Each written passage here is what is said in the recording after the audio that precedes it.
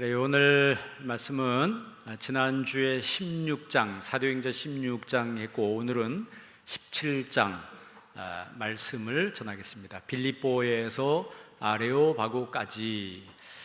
자, 빌립보에서 아레오바고까지. 그러니까 빌립보, 데살로니가, 베레아, 아테네. 아테네에 아레오바고가 있어요. 이런 전도의 여정을 오늘 본문 말씀에 이제 마지막 부분 소상하게 기록이 되어 있습니다. 바울이 2차 전도 여행지의 시발지가 빌립보였어요.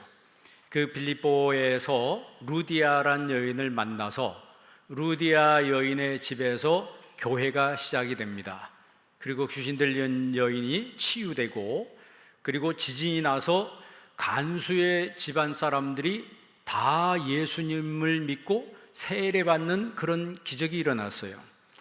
그러니까 지진이 일어나서 자기 삶이 끝날 줄 알았는데 오히려 전화위복이 되는 그 사건을 경험하면서 자기 자신의 마음속에 분명한 신앙이 생긴 것이죠. 그러니까 이 빌립보 교회는 이렇게 아름답게 이제 시작이 됩니다. 그리고 이제 바울은 빌립보에서 안주하지 않고 이 십자가 복음을 더 많은 지역에 전파하고 싶었어요. 그래서 데살로니가로 갔습니다. 데살로니가로 가서 회당에서, 시나고게에서 3주간 동안 안식일에 성경을 강론을 했습니다. 그 성경을 강론하는 핵심은 항상 똑같았어요. 예수 그리스도의 십자가와 부활이었습니다. 예수님의 십자가와 부활. 2000년 전의 복음의 핵심과 지금의 복음의 핵심이 똑같아요. 예수님의 십자가와 부활을 전하는 것이 바로 교회여야 되고, 전도하는 사람의 메시지도 예수님의 십자가와 부활이라고 하는 거죠. 그러면 예수님의 이 십자가와 부활이 구약 성경과 무슨 상관이 있는가? 유대인들에게는 전혀 생소한 개념이거든요. 바울이 그것을 이사야서 53장 말씀을 통해서 증언하는 거예요. 그러니까 이사야서 53장은 지금 유대인들에게 금서라고 돼 있어요. 읽지 말라. 여기는 읽으면 안 된다. 그러면 도대체 이사야서 53장에 무슨 말씀이 있는가? 그는 실로 우리의 질고를 지고 우리의 슬픔을 당하였거늘. 그 말씀이 기록되어 있는 거예요. 그는 실로 우리의 질고를 지고 우리의 슬픔을 당하셨다. 우리는 생각하기를 그는 징벌을 받아서 하나님께 매맞으며 고난을 당한다 하였노라. 우리 생각이 잘못됐다는 거죠. 우리의 슬픔을, 우리의 질고를 예수님이 짊어졌는데 우리는 착각하기를 예수님이 당신 죄 때문에 고난당한다 이렇게 생각을 하고 있다는 거예요. 그가 찔림은 우리의 허물 때문이요 그가 상함은 우리의 죄악을 인함이라. 그가 징계를 받음으로 우리가 평화를 누리고 그가 채찍에 맞음으로 우리가 나음을 입었도다 그랬어요. 그러니까 예수님이 징계를 받으시고 채찍에 맞으시고 예수님께서 찔리시고 상하는 이 모든 것들은 나 때문이라고 하는 이 신약의 말씀들이 구약에 이미 다 기록이 되어 있다는 거죠. 그러니까 바울이 이야기하는 메시지의 핵심은 예수님의 그 십자가와 부활이 구약 성경에 다 이미 예언이 되어 있다라고 하는 거예요. 그리고 그 예수님이 바로 당신들이 그토록 기다려왔던 메시아라고 하는 것을 증언을 하는 거예요. 그러니까 유대인들이 이거는 화들짝 놀랄 수밖에 없는 그런 메시지죠. 아니, 자기들이 십자가에 못 박아 죽인 그 예수가 우리가 기다려왔던 메시아라고? 그러니까 여기서 이제 막 갈등이 생기는 거예요. 그러니까 두 부류의 반응이 생기는 거죠. 첫째는 이 복음을 수용하는 사람이 있고, 둘째는 이 복음을 거절하는 사람이 생기더라는 거죠. 복음을 수용하는 사람들의 모습이 17장 4절에 나와 있습니다. 한번 읽어보실래요? 있습니다. 그 중에 어떤 사람 곧 경건한 헬라인의 큰 무리와 적지 않은 귀부인도 권함을 받고 바울과 실라를 쫓으나.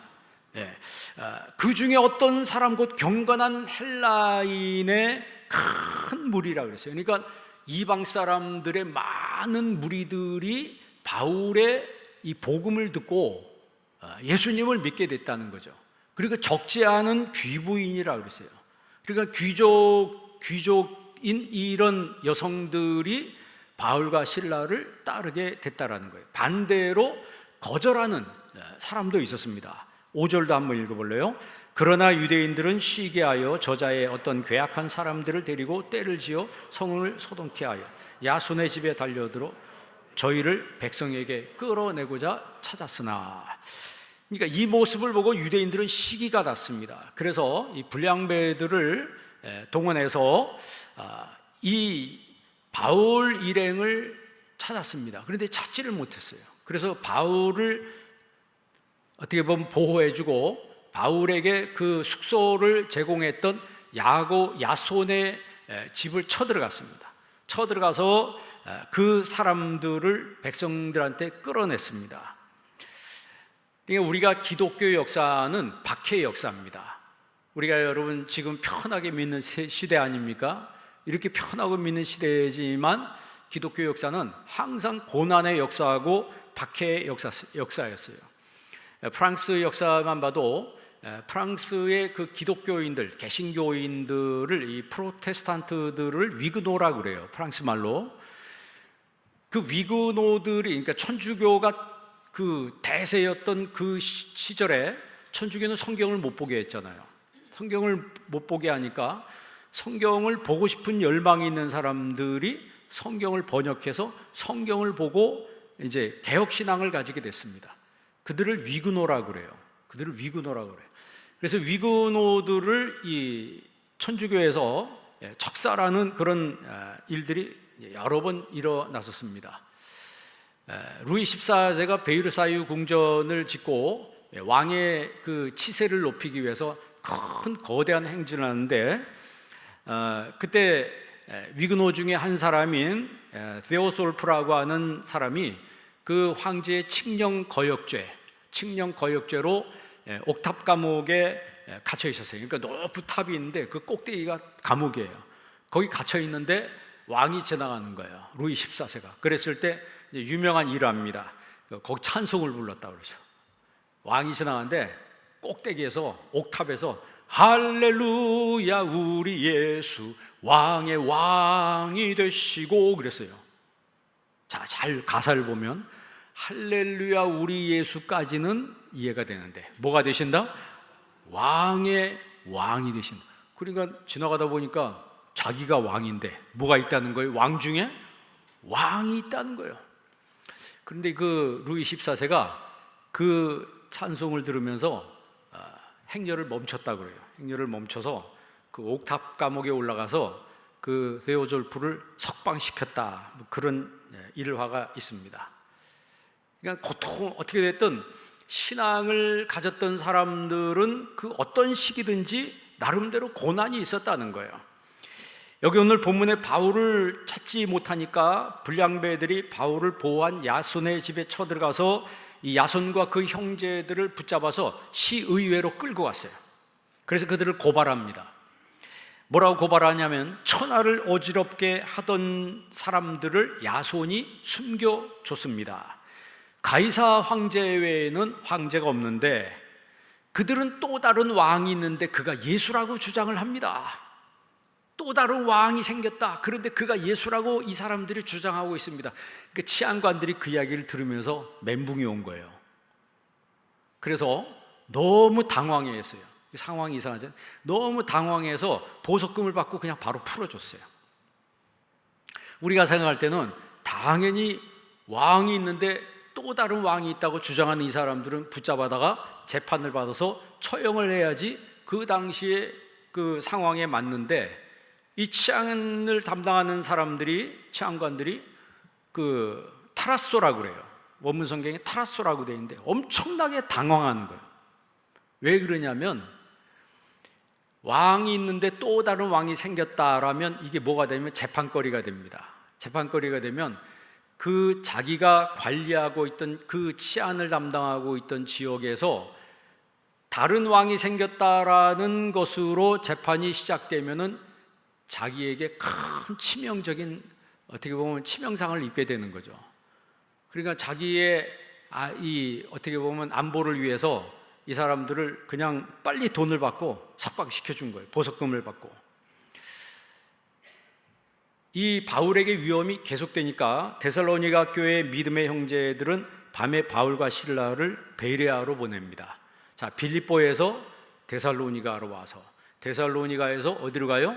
이제 베레아로 가는 거예요. 그런데 우리가 데살로니가서를 보면 데살로니가에서 교회가 세워지죠. 그리고 데살로니가 교회 성도들은 어떤 사람이라고 말합니까?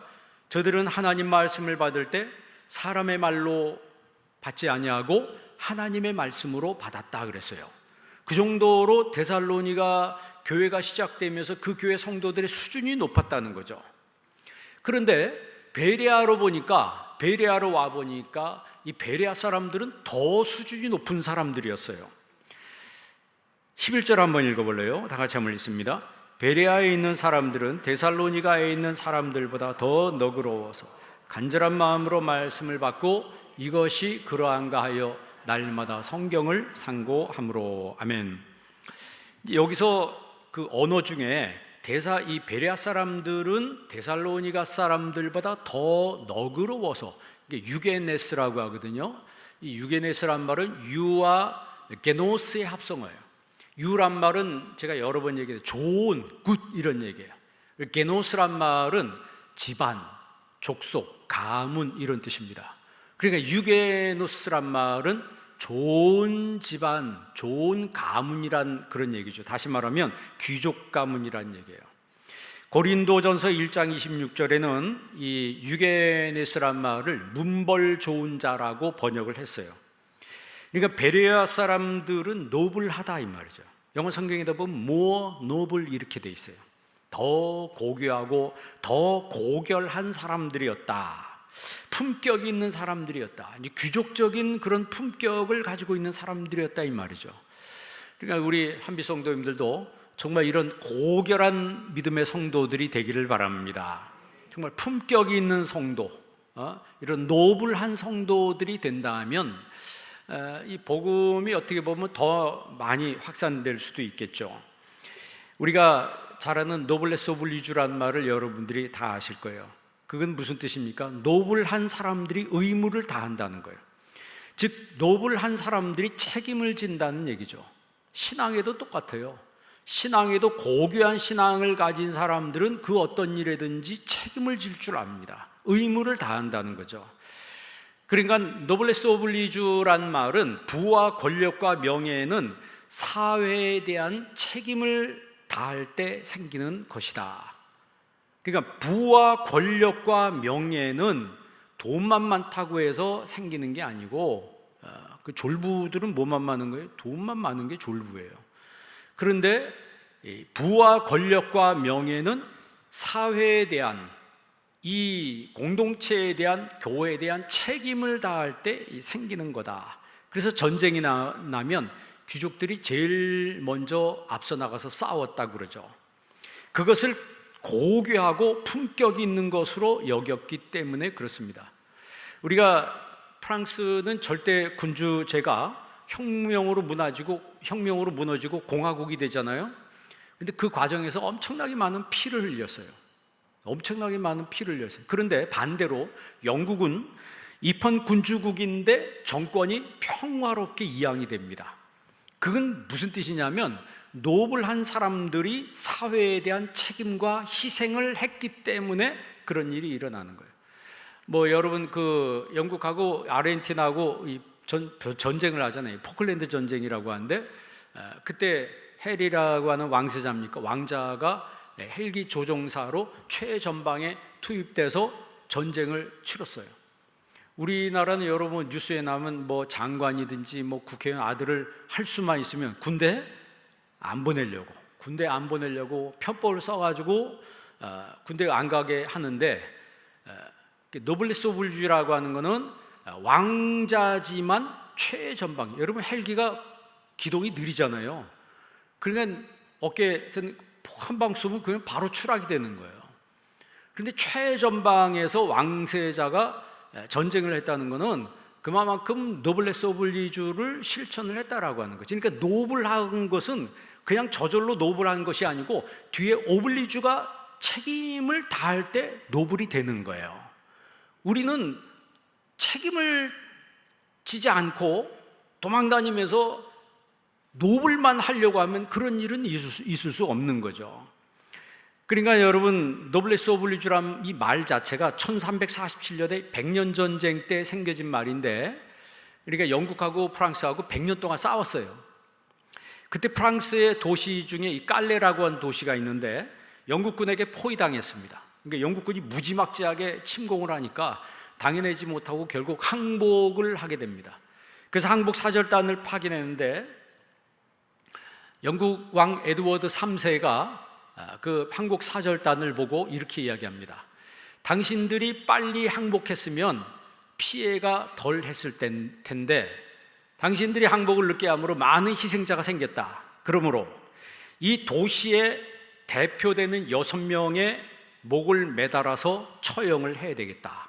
6명을 당신들이 스스로 선발을 해라. 이렇게 왕이 명령을 하는 거예요. 그 항복 사절단이 돌아와서 깔레 시민들한테 이걸 다 얘기를 했어요. 그러면 누가 대표로 6명이 처형을 당해야 되냐 라고 머뭇거리고 있는 상황에서 깔레시에서 가장 부자였던 사람이 웨스타슈 드 생피에르라고 하는 사람이, 이 피에르라고 하는 사람이 자기가 제일 먼저 손을 들고 내가 처형당하겠소 나섰다는 거예요. 그러자 두 번째 시장이 나서서 내가 처형당하겠소 나섰어요. 변호사가 내가 처형당하겠소 나섰어. 그러니까 그 당시 하이클래스에 있던 사람들이 전부 다 나서서 내가 처형당하겠소, 내가 처형당. 그 다음날 처형 장소에 사람들이 몰려갔습니다. 그거를 에드워드 3세가 보고 감복을 했다고 그래요. 감복을 했고 또 그 에드워드 3세 그 왕비가 임신 중이었는데 계속해서 말해요. 그 사람들 처형하지 말라고. 처형하면 안 된다고. 그래서 다 살려줬대, 다 풀어줬다는 거예요. 그때 생긴 말이 노블레스 오블리주라고 하는 말이죠. 우리나라에도 경주 최부자 그 이야기 하신, 저도 한 2번 갔는데 여러분 거기 가보셨죠? 그런데도 한번 가봐요. 그런데 가도 괜찮습니다. 예? 그 경주 최부자 집이 있는데 그 집안 사람들은 우리 집 백리 안에 굶어 죽는 사람이 있으면 안 된다. 그래서 자기들의 그 만석 중에서 3분의 1을 내놓아서 다 나눠줬다는 거예요. 그리고 원칙이 있는데 뭐냐면 흉년 때에는 논밭을 사지 말라. 흉년 때에는 논밭을 사면 안 된다. 그 뭐예요? 사람이 어려우니까 다 논밭 팔잖아요. 그 팔면 나중에 결국 소장이 되고 노예가 되고 그렇게 되는 거예요.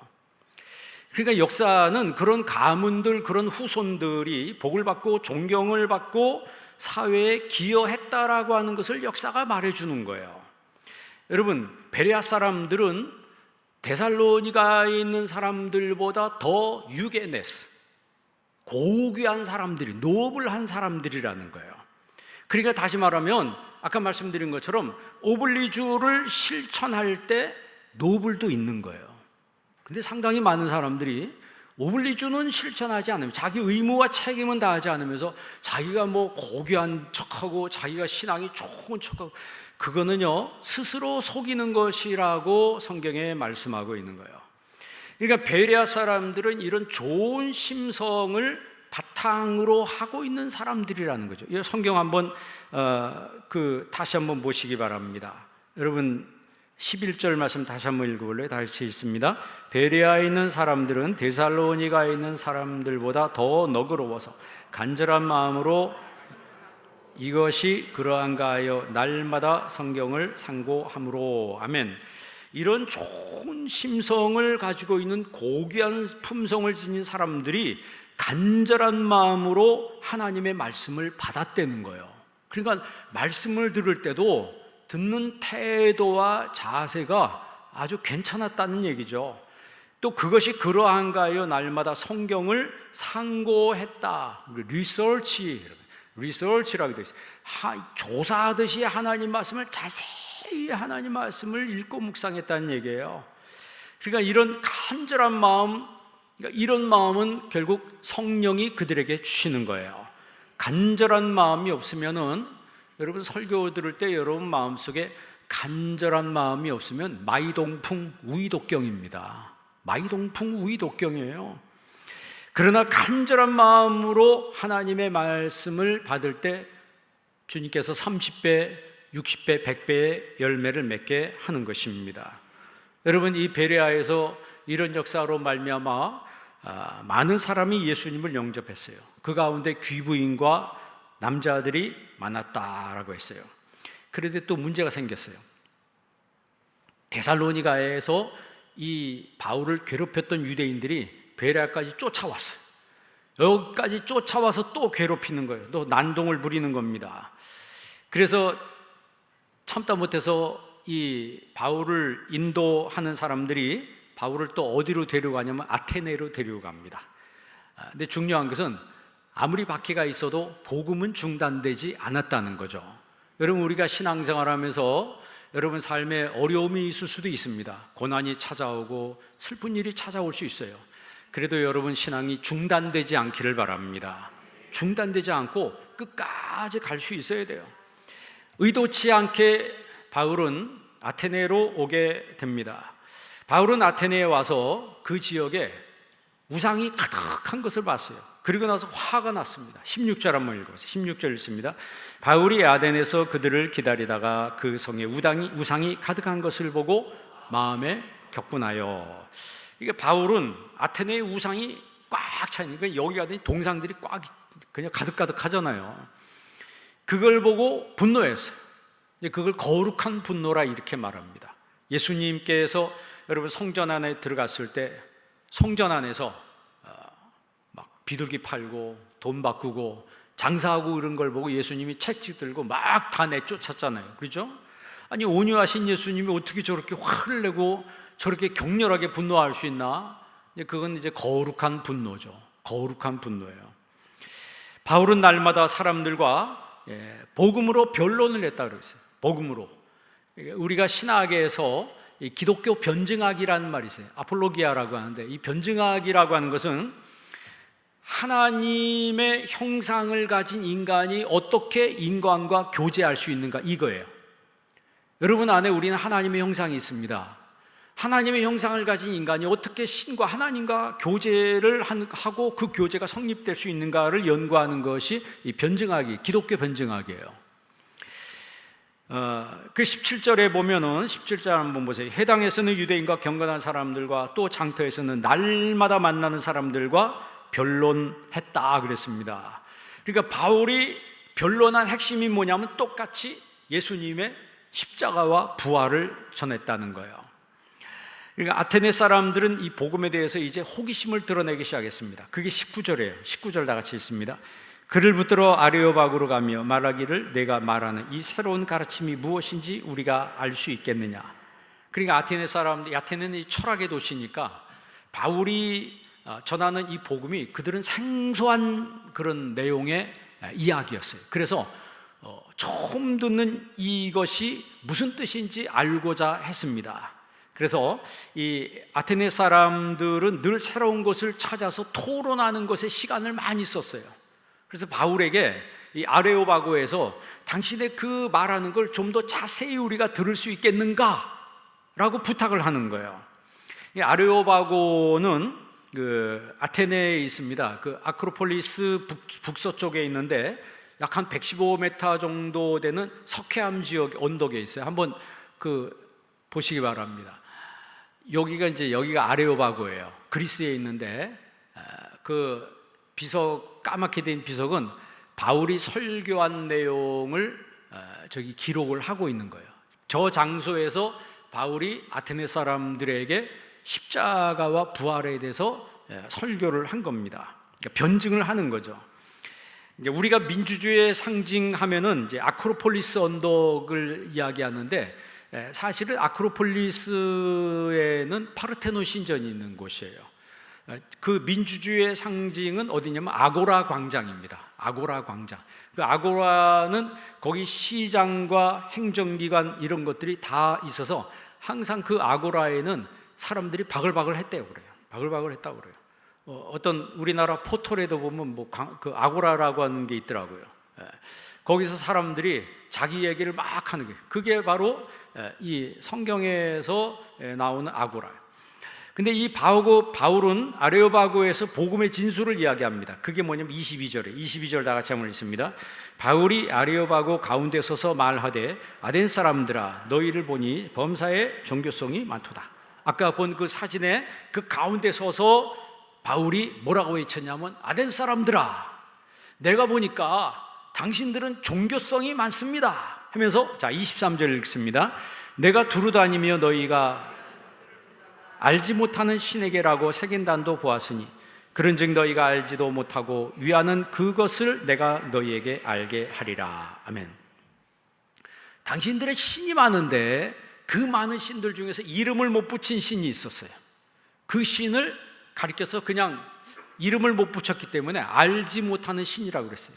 그러니까 바울이 그걸 딱 잡아가지고 당신들의 그 당시 한 신이 한 2만 개 정도 있었다고 그래요.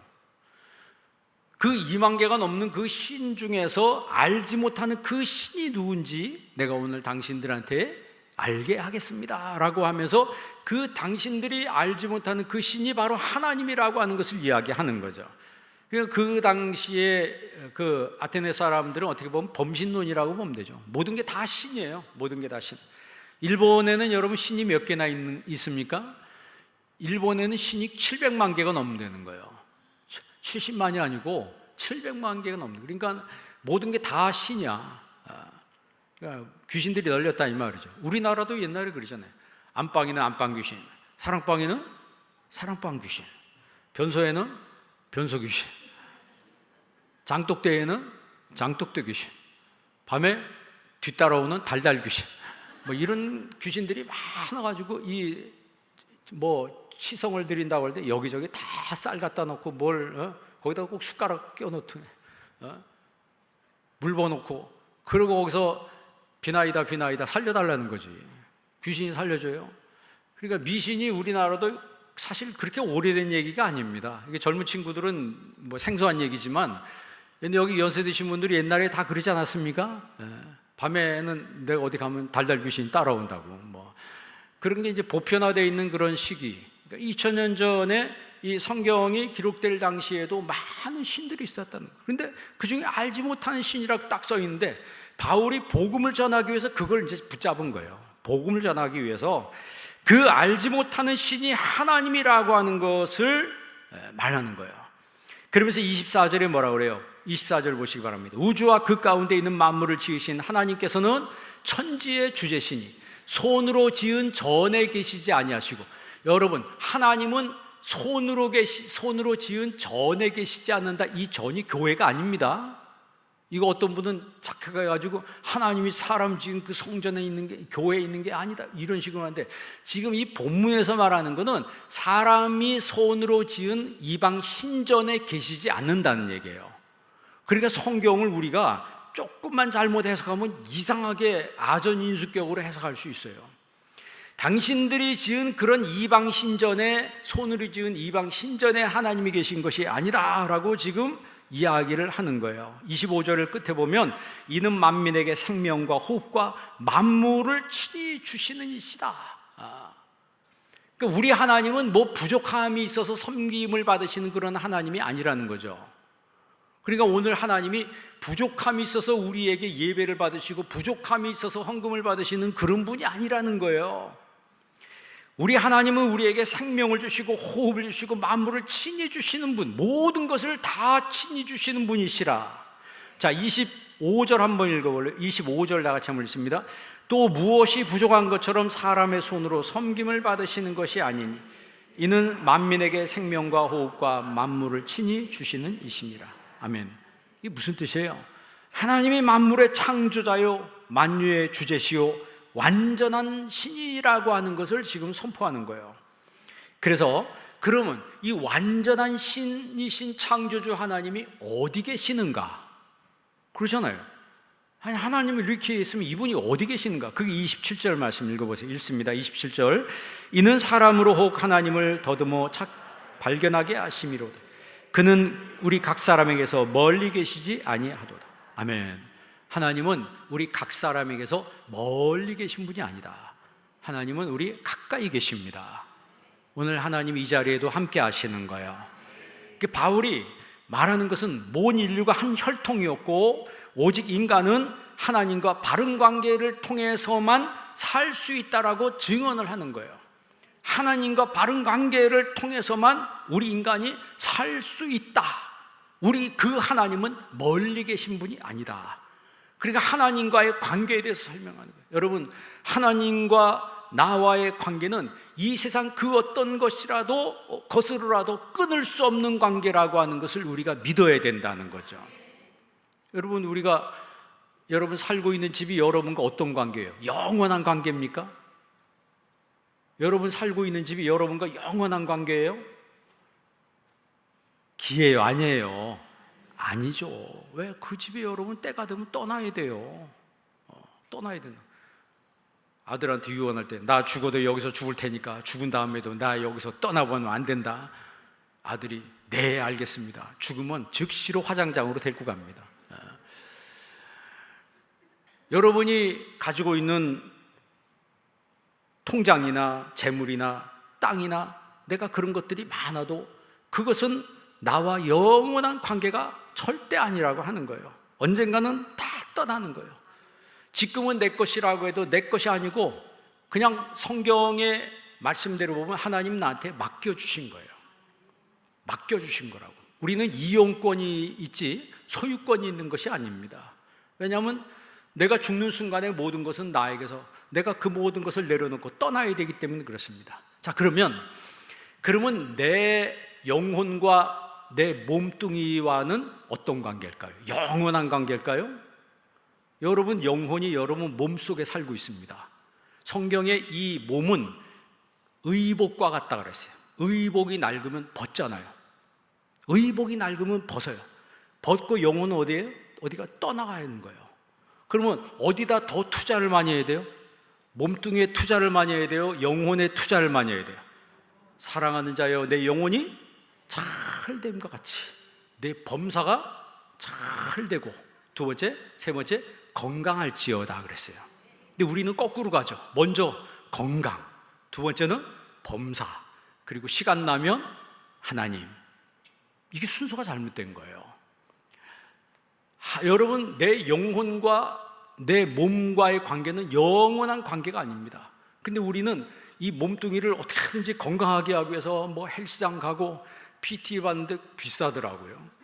그 많은 돈을 들여서 PT하고 뭐 역기를 들어 올리고 뭘 이걸 땡기고 하느라고 어떤 분 3시간 한대. 매일 가서 3시간 땀을 뻘뻘 흘리는데 집에 와서 말씀 한 장도 안 읽어. 말씀 한 장도 안 읽어. 그러니까 영혼은 바싹바싹 말라 죽어가는데 몸뚱이는 건강해. 몸뚱이는 막 열심히. 그런데 태엽이 다 풀려. 태엽 제가 얘기했죠. 태엽 옛날에 괴종식에 태엽을 아침에 탁 감아놓으면 저녁 때 되면요 다 풀어져 가지고 딱 씁니다. 그런 것처럼 우리 육체의 시계가 딱 멈추는 날이 있어요. 그 멈추는 날 우리 영혼이 몸을 떠나는 거예요. 그걸 성경은 죽음이라 이렇게 이야기해요. 그러니까 우리 몸과 영혼의 관계도 영원한 관계가 아니에요. 성경에서 말하는 영원한 관계는 하나님과 나와의 관계밖에 없습니다. 그래서 지혜로운 사람은, 노블한 사람은 가장 먼저 하나님과 나와의 관계를 가장 중요시하는 거죠. 그건 누가 합니까? 그건 아무도 모르는 거예요. 여러분의 신앙이 진정한 신앙인지 가짜 신앙인지나 주님만이 아시는 거예요. 그래서 사람이 보든지 안 보든지 내가 주님과의 관계를 위해서 하나님 앞에 기도하고 내가 성경 보고 하나님 말씀대로 살려고 하는 거죠. 오늘 우리의 신앙의 현주소가 어떠해야 함을 바울이 또 이야기하는데 그게 28절 다 같이 한번 읽습니다. 우리가 그를 힘입어 살며 기동하며 존재하느니라. 너희 시인 중 어떤 사람들의 말과 같이 우리가 그의 소생이라 하니. 우리가 그를 힘입어 살며 기동하며 존재하느니라. 사실 이렇게 살아야 됩니다. 누굴 힘입어 살아야 돼요? 하나님을 힘입어 살아야 되는 거예요. 기동하며 존재하는 일, 내 존재 이유가 바로 하나님이라고 하는 것을 인정하고 긍정하는 그 사람이 진정한 크리스찬이죠. 너희 중에 어떤 사람의 말과 같이 우리가 그의 소생이라 하니, 소생이란 말은 게노스라고 해서 혈연, 가족이란 뜻이에요. 우리가 그의 혈통이다, 그의 가족이라. 성령님이 오시면은 주님과 나와 가족인 것을 알게 하시는 거예요. 그러니까 아버지가 나를 부르시니까 주일날 올 때 갈등이 없는 거예요. 고민이 없는 거예요. 내가 아버지 집에 가는데 고민이 없는 거예요. 제가 종종 얘기하지만 여러분 교회에 올 때 고민이 없기를 바랍니다. 기쁜 마음으로 가야 돼. 왜? 아버지 집에 아버지를 만나러 내가 가니까.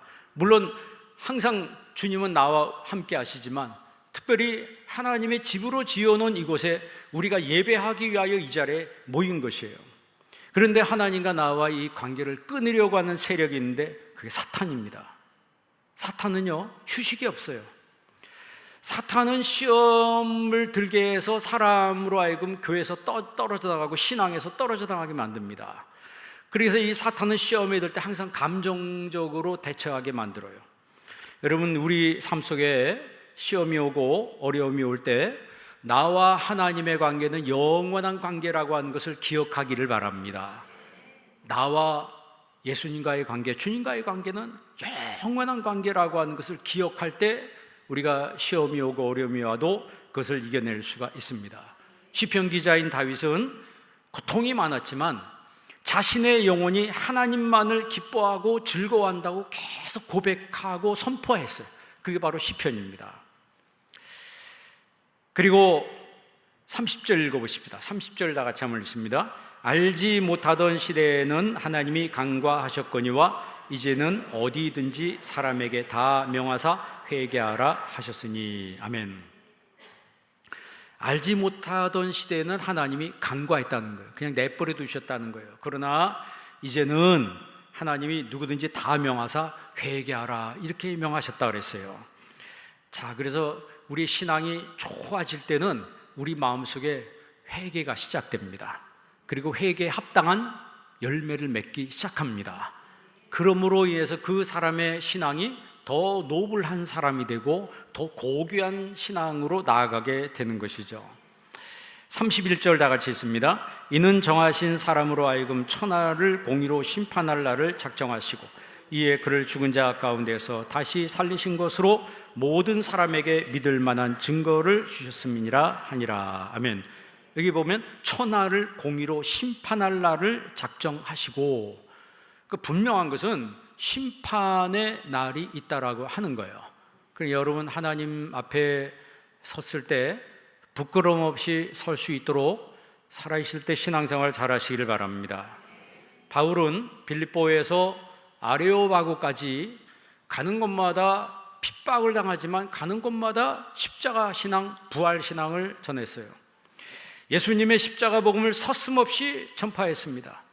하나님을 대적하고 그리스도의 복음을 부인하는 그런 세상의 하나님의 증인으로, 복음을 전하는 사신으로, 그리스도의 군사로 담대하게 버티고 서서 선포했던 사람이 바로 바울이에요.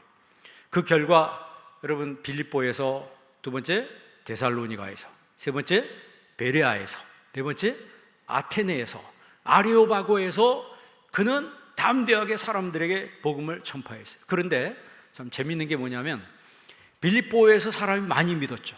데살로니가에서도 많은 사람들이 믿었다고 그랬어요. 그리고 베레아에서도 많이 믿었어요. 그런데 아테네에서는 우리가 오늘 시간이 없어서 다 못 보는데 몇 사람만 믿었다고 그랬어요. 그런데 아테네인 그리스가 지금은 어떻게 됐습니까? 나라가 기독교 국가예요. 나라가 기독교 국가입니다. 그러니까 우리가 함부로 판단하면 안 되는 게, 지금 내가 몇 사람 전도했는데 그 몇 사람이 나중에 온 나라가 복음화될 수도 있다라고 하는 것이죠. 그래서 여러분 삶에서 여러분도 빌립보에서 아레오바고까지의 이런 복음의 역사가 여러분 개인의 삶에도 나타나는 은혜가 있기를 주의 이름으로 축원합니다. 기도하겠습니다. 하나님 아버지 감사합니다. 오늘 주님 앞에 예배드리며 하나님 말씀을 들었습니다. 빌립보에서 데살로니가로, 데살로니가에서 베레아로, 베레아에서 아테네 아레오바고까지의 이 복음의 여정이 하나님 오직 예수 그리스도의 십자가와 부활만을 전하는 그런 여정이었습니다. 기도하오니 저희들의 삶에도 이 빌립보에서 아레오바고까지의 그 복음의 여정이 이어지도록 저희들을 사용하여 주옵소서. 예수님의 이름으로 기도합니다. 아멘.